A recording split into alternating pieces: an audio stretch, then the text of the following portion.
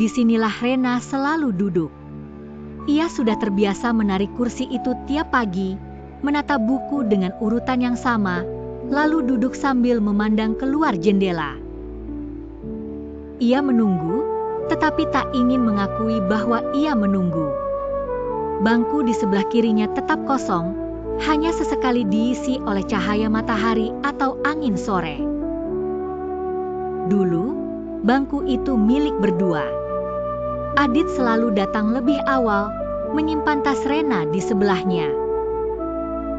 Ia membawa 2 gelas kopi hangat, satu untuk dirinya, satu untuk Rena, tanpa ditanya ingin rasa apa. Obrolan mereka ringan, terkadang hanya diam, berbagi buku catatan atau sekadar saling menoleh saat dosen memberikan soal sulit.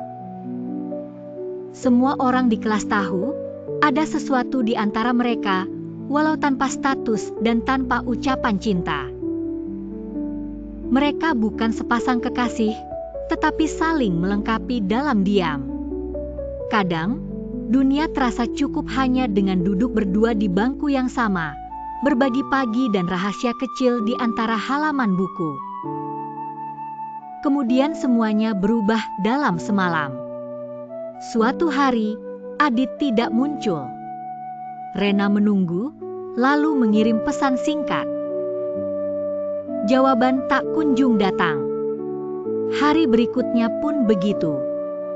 Bangkunya tetap kosong, hanya menyisakan ruang dan kenangan yang terlalu ramai di kepala Rena. Seminggu berlalu dengan perasaan ganjil.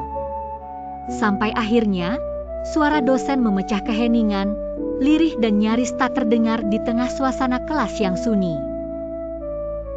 Adit mengundurkan diri dari kampus. Ia harus kembali ke kampung halamannya. Tidak ada penjelasan lebih lanjut. Tidak ada waktu untuk berpamitan. Rena hanya diam, kedua tangannya meremas ujung baju. Sejak itu, ia datang lebih awal daripada siapapun, duduk dan menjaga bangku kosong di sampingnya. Setiap pagi, Rena menatap kursi itu, berharap, mungkin diam-diam, pintu akan terbuka dan Adit akan berjalan masuk seperti biasanya.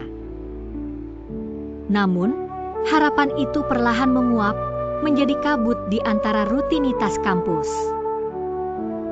Kadang, Rena tersenyum saat mengingat gurauan Adit yang tidak lucu. Kadang, matanya tiba-tiba basah karena ingatan sederhana, gelas kopi, coretan di buku, atau sapaan pagi di lorong. Tak ada yang benar-benar hilang, kecuali kehadiran. Suatu sore, saat kelas bubar dan cahaya matahari masuk condong ke lantai, Rena membereskan meja seperti biasa. Tangannya menyentuh bagian bawah bangku, menemukan sesuatu yang terasa asing. Ia menarik perlahan, secari kertas, terlipat rapi, terselip di sisi besi kursi. Tulisan tangan yang sangat ia kenal. Milik Adit. Kalau suatu hari aku tidak duduk di sampingmu lagi, duduklah tetap di sini. Supaya aku tahu, aku pernah punya tempat pulang. Sekian detik berlalu sebelum setitik air mata jatuh di atas kertas itu, membasahi sebagian tinta. Rena memeluk surat itu di dadanya, membiarkan perasaan hangat bercampur haru menyapu dirinya. Sejak hari itu, Rena tetap datang dan duduk di bangku yang sama. Ia tidak lagi menunggu Adit kembali. Ia menunggu hatinya sendiri, agar bisa menerima kehilangan. Ia belajar bahwa tidak semua yang duduk di samping kita akan tinggal selamanya.